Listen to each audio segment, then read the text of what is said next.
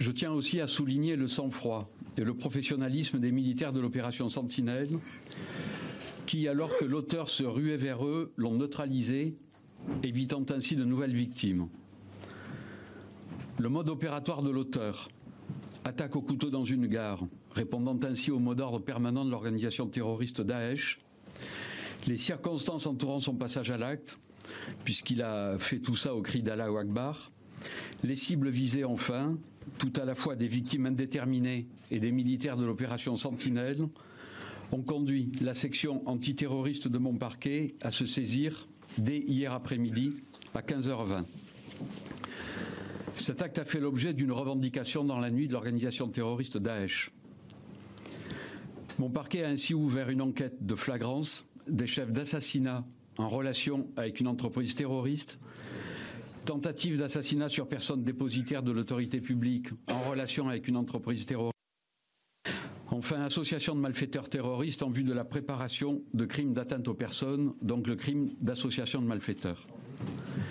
Les investigations sont confiées à la Direction centrale de la police judiciaire, service coordonnateur, en co-saisine avec la Direction générale de la sécurité intérieure.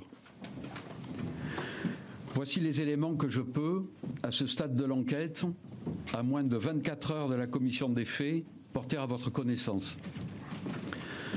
Au vu de l'exploitation des enregistrements de vidéosurveillance saisis et donc qui fonctionnaient dans le cadre de la gare Saint-Charles, il est établi que l'auteur est arrivé en gare de Marseille, Saint-Charles, à 13h32. Il s'est rendu sur le parvis de la gare à 13h38, où il est resté assis sur un banc jusqu'à 13h45. À 13h45, il s'est soudainement levé et s'est dirigé vers une première victime à laquelle il a porté plusieurs coups de couteau avant de partir en courant, puis, faisant un mouvement circulaire, il a tourné en rond, en fait, en courant, de revenir sur ses pas et d'agresser une seconde victime à qui il a pareillement asséné plusieurs violents coups de couteau. La vidéo montre qu'une passante a courageusement tenté d'intervenir en portant à l'auteur des coups avec un porte-drapeau. Tandis que l'agresseur se relevait, il a aperçu la patrouille Sentinelle et a alors foncé sur les militaires qui ont fait feu à 2 reprises sur lui après sommation verbale. Il ressort par ailleurs des témoignages recueillis que l'agresseur a crié, comme je le disais, Allahu Akbar, en tuant les 2 jeunes femmes, puis en se ruant sur les militaires de l'opération Sentinelle.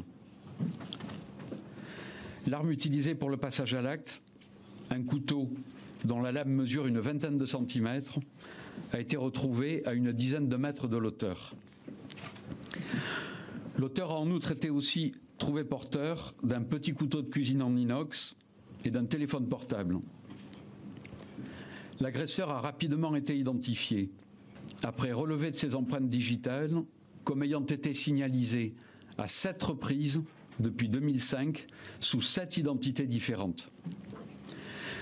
La dernière signalisation, en date du 29 septembre 2017, correspond à une interpellation à Lyon pour des faits de vol à l'étalage, procédure dans le cadre de laquelle il a été placé en garde à vue jusqu'au 30 septembre en milieu d'après-midi. Il a alors présenté aux policiers lyonnais chargés de l'enquête un passeport tunisien délivré le 18 novembre 2014 au nom de Ahmed H, né le 9 novembre 1987 à Bizerte en Tunisie. Cette identité, ainsi que les différents alias utilisés, sont inconnus des services spécialisés antiterroristes.